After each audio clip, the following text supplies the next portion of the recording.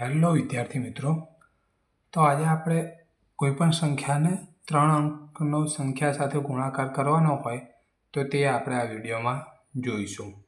બરાબર? શું કરીશું? ગુણાકાર. કેટલો? 3 અંકનો. બરાબર?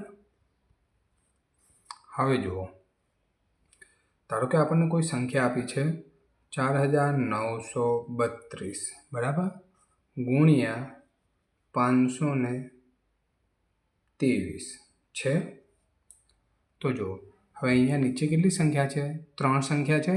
એની પાછળ જોવાનું. તો પહેલાં 3 સંખ્યા છે, તો જ્યારે પહેલો અંક લઈશું આપણે ડાબી બાજુનો, તો પાછળ કેટલા રહે છે? 2 અંક. તો આપણે શું કરીશું? પહેલાં 2 શૂન્ય મૂકી દઈશું એના, બરાબર.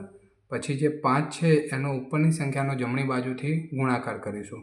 5 દુ 10, વધી 1 5 તરી 15, 15 વત્તા 1 6, 16, 16 એટલે 6 નીચે આવ્યા, 1 ઉપર આવ્યા, બરાબર. 9 પંચા 45, 45 ને 1 46, 46 વધી પડી 4, 5 ચોક 20 ને 4 24, બરાબર. આ આવ્યો પહેલો. હવે જો અહીંયા 5નો થઈ ગયો, પછી આવશે 2, તો 2 પછી કેટલી સંખ્યા વધે? 1.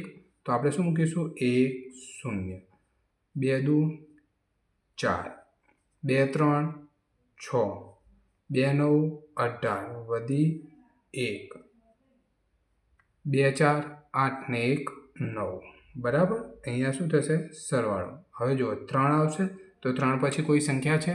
ના. તો શું થશે? 3 દુ 6, 3 તરી 9, 3 નવા 27, વધી 2, 3 ચોક 12, 12 ને 2 14. આનો પણ શું થશે? સરવાળો. હવે એ ધ્યાન રાખવાનું કે એકમનો અંક એકમના અંકની નીચે, દશકનો અંક દશકના અંકની નીચે જ હોય. જો અંક આડાવડી થશે તો સરવાળામાં ભૂલ થશે.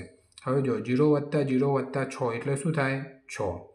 0 વત્તા 4 વત્તા 9 એટલે શું થાય? 13, વધી 1, 6 7 13, 13 ને 1 14, વધી 1, 8 ને 6 14, 14 ને 4 18 ને 1 19, વધી 1, 9 ને 1 10, 10 ને 6 16 ને 1 17, વધી 1, 5 અને અહીંયા 2, બરાબર.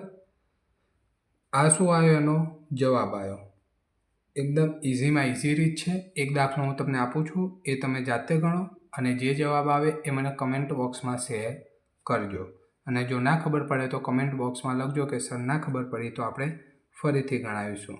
8972 ગુણ્યા 6995, અરે 695, સોરી 6000 નહીં 695, બરાબર.